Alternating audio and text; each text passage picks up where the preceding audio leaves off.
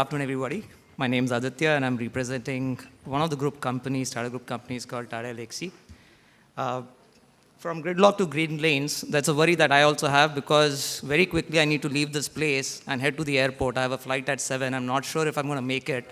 So I'm going to try and see what I can do and achieve. Just to introduce myself, and it's a very interesting position that I am in. I'm the business unit head, which means I'm coming from a business angle. And when we look at design, we have to look at application of design to solve certain problems that we are facing. There's been a massive movement of people from villages and countryside to the cities. My entire presentation is in context of India, right? In a percentage terms, in the last decade or so, that's about 10 to 12 years, the percentage of people who have moved to the cities is close to about 36%. But in absolute terms, we are talking about 135 million odd people who have moved from villages and countryside to the city. What does it mean? That all these individuals who have moved here in making their dreams come alive, the aspirations and the job possibilities, there's also the cities have to accommodate them. And we are trying to accommodate them. In the last 5 years, close to 700,000 hectares of land has been claimed in the expansion of a city. Now, just to give you a statistics, 700,000 hectares divided by 2, which is a forest in the definition of 0.5 hectare equals to a forest with trees which are densely populated and you have at least 5 meters and above. What you're basically trying to say is that we have lost close to 350,000 odd forests. Now, of course, I'm not talking in context of this could probably include farmlands and various other aspects. Now, what has this done? The greenhouse gases have gone up, right? Of course, we are a developing country. We do have our energy requirements. At the same time, we have taken certain initiatives to install solar panels. What's interesting is in spite of the installation of solar panels, our consumption of fossil fuel has gone up so much so that we are ranking 2 or 3 in the top greenhouse gas emitters. And 70% of these gases are actually being emitted here in the cities that we are. And the biggest contributions of these greenhouse gases are the buildings and the transportations, the mobility systems that we use. This is a picture of, if I'm not wrong, this is Bangalore, the city where I'm coming from. 20 days, 20 working days means that today my working calendar is 13 months, not 12 months.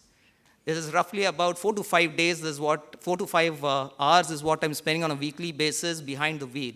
Imagine the impact that it has, especially in this chaotic situation with all the vehicles in and around us, right? It affects us socially, it affects us mentally, right? So what are we doing about it? Urbanization, trust me, I'm not saying urbanization is bad. I'm saying urbanization is a need and necessity. Urbanization has definitely helped lessen poverty. It has led to a better social equality, of course, at different strata and different structures.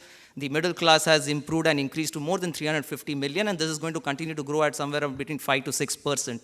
But from a mobility point of view, the problems that I presented has a solution if design thinking principles can be potentially and properly applied in the planning and thereby also in the execution of this entire movement of the people and managing them, at least in the context of mobility and transportation.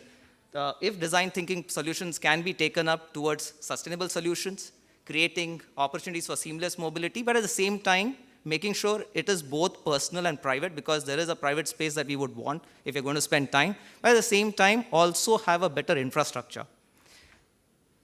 And this is a process that is already initiated. This is not something that's happened in the last 5 years or a decade or so. For the last 20 plus years, organizations across the globe, automotive manufacturers, the power industry has been looking at how to reduce this. And in the last 5 plus odd years, we have seen a good rapid adoption of green mobility solutions, right? And here I'm not talking about electric vehicles alone, but I'm talking about using natural gases, CNGs.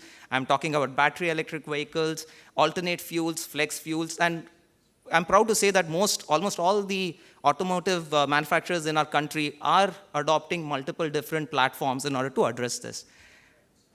What we expect by the end of the decade is that, again, there's an expectation. Of course, there's been a little bit of ramp down in the investments in the last year or so around electrification is about 30% of the vehicles sold would be electric.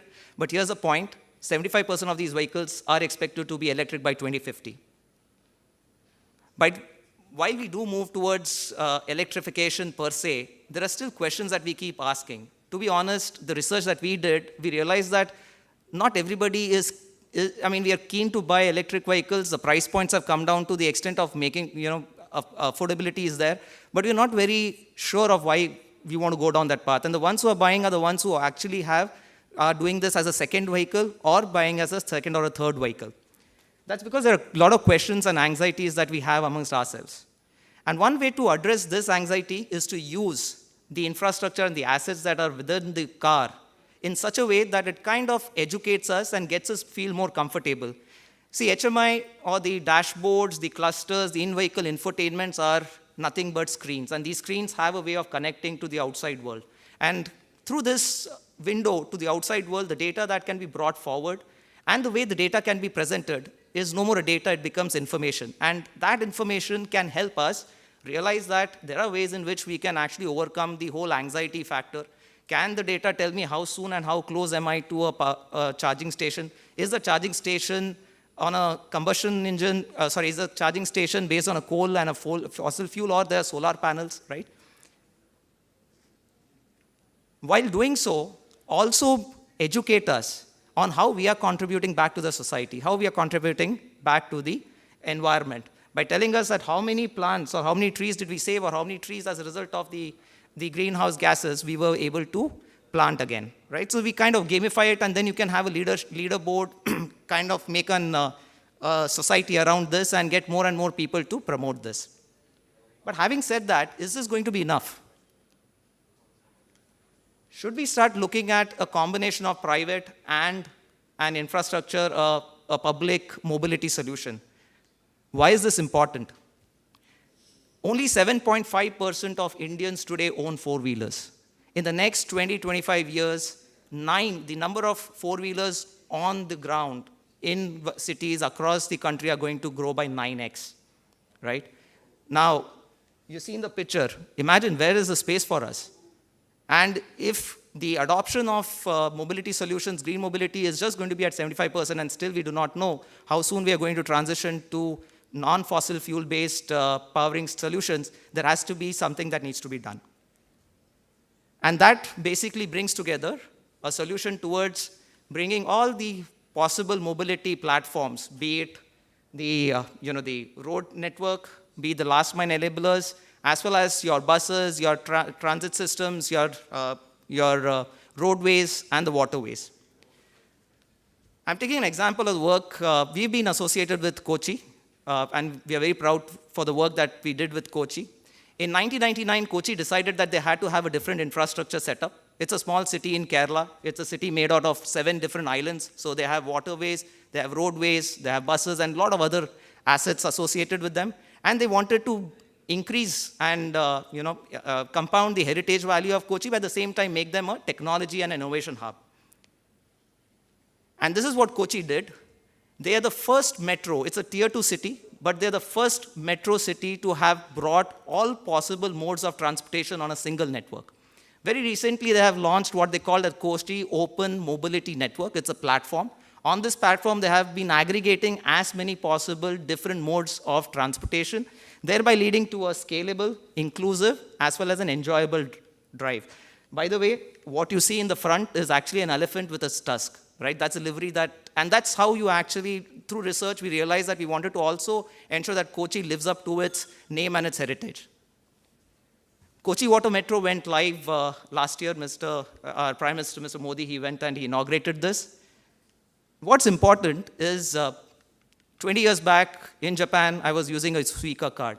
Today, we have a solution out here, a single card that can be used for every potential mobility platform within Kochi. And what's important is this is getting onboarded on the Open Network Digital Commerce platform, which is the UPI platform for all of you, which means that the same card will also get used for mercantile and commercial transactions, which definitely has an inclusive, empowering diversity. Another point that I should not forget to mention here, in order to drive sustainability and diversity, Kochi also embraced, they worked with the community of transgenders. They worked with the community of laborers who are available from outside the cities, outside the state, in order to try and elevate the poverty issues.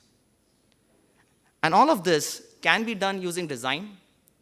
If the technology is appropriately leveraged, it can definitely lead to provide inclusive, sustainable solutions, and thereby promote sustainability, foster social equity, inclusivity, and enable effortless adoption. By the way, just coming back to who we are, like I said, when a business person stands here, he'll talk from a business point of view. Just to give you a data point, the plus 20 hours translates to about $22 billion lost in opportunity cost on an annual basis. If that is addressed, we ourselves, the people who are behind these vehicles, can add $650 billion to the economy on an annual basis, right? And by the way, we are an award-winning design studio.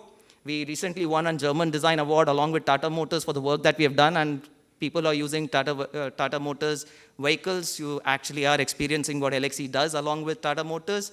We also won 2 other awards. One was for the, the mobility, not the mobility, the media and telecom platform that we did from content consumption.